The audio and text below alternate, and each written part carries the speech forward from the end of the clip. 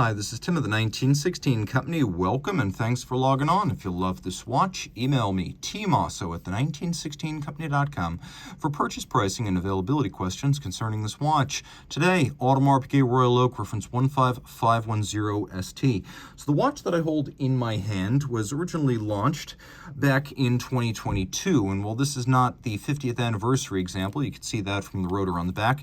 The example in my hand retailed in 2025 is a very fresh and representative specimen of Audemars Piguet's latest 41mm steel Royal Oak. So it's 41mm in diameter and in profile 10.5mm thick from lug tip to lug tip. If we're just talking about the case, it's 50.5mm. If we add an end link on each side, the total rigid distance across the wrist is 53.3mm.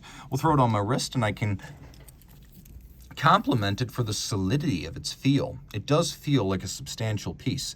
That said, it's also large, and it wears more like a 42 or a 43 than a conventional 41mm round watch.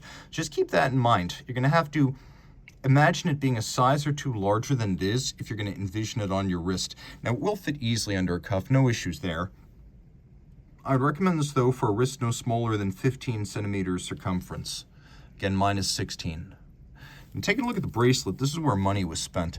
The exterior finish of a Royal Oak is always exemplary, and while I like them on straps and bracelets, I do have a preference for the bracelet because you get all of this extra decoration that you would miss if it were a strap-clad model. So you get these bevels down the sides, you get the polishing of the inner faces of the intermediate links, you get the satination across the tops, the vertical satination in profile, the diminishing bevel of the lug hoods on each side, the break between satin and polish on the bezel. You can see satin polish and then satin on the top. You've got the countersink of the white gold hexagonal bezel bolts that are slightly below the plane of the bezel. That's the way it's supposed to be. We have a matching hexagonal screw-down crown that gives the watch 50-meter water resistance, safe for surface swimming, and something that I wish Patek Philippe would do on its sports watches. We have removable links fixed in place using screws, and that is the upscale way to do it, and that is the way it should be done.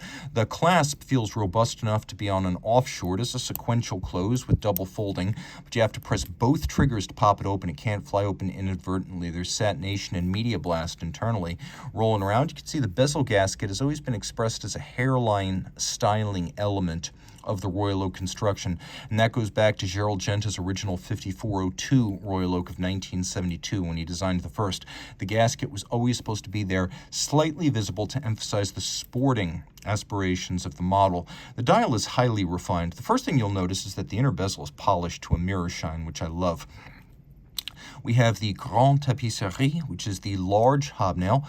The Jumbo is equipped with the Petite Tapisserie, and then we have the Grand and the Mega. So the Petite and the Grand are both cut with pantograph lathes, whereas the Mega is stamped. So this is done the old-fashioned way, and if you get very close, you can actually see all of the little details, between 10 and 20,000 little dots. And if you look very carefully, you can even see that the pantograph cuts in a circular fashion. So there's actually quite a lot of detail here. Pantograph cut, white gold hands, indices, and Audemars Piguet logo. You can see the date disc is the same color as the dial, which I love. No need to write automatic on the dial. I love that AP doesn't feel a need to excessively market the watch to the person who already owns it. You can see we have hacking seconds. We also have a quick set date, which is nice and snappy. And then we rotate around to the case back, where we have caliber 4302. Automatic winding with high-efficiency ceramic ball bearings on the rotor. It's got a 70-hour power reserve, a 4 Hz beat rate, 32 pivot jewels.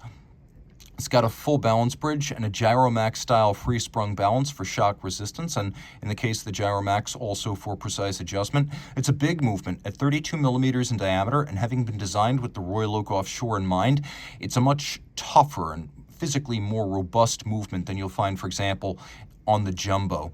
It's a big movement too. It properly fills this case back, and you can see some of the detailing is exquisite. While the bevels are done mechanically, and this is largely a machine-built and machine-decorated movement, the rotor is a highlight. Look at all of the skeletonization and the interior angles and the sharp creases where they converge. That looks fantastic.